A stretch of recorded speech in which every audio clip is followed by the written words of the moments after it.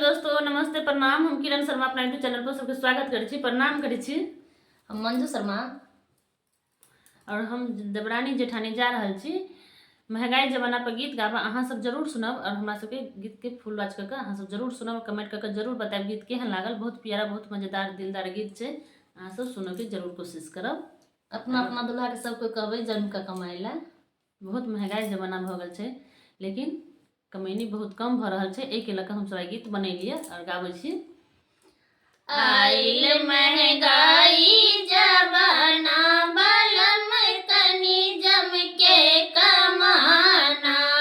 आइल महंगाई जमाना बलम तनी जम के कमाना। चावल है महंगा, दाल है महंगा, चावल है महंगा, दाल है महंगा, सब्जी के भाव के न ठेकाना। बलम कनी जम के कमाना, सब्जी के भाव के न ठेकाना। बलम कनी जम के कमाना। आइल महंगाई जमाना बलम कनी जम के कमाना।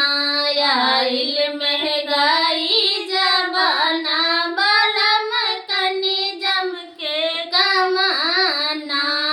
रिचार्ज है महंगा, पेट्रोल है महंगा, रिचार्ज है महंगा, पेट्रोल है महंगा, बिजली की बिल के न ठेकाना।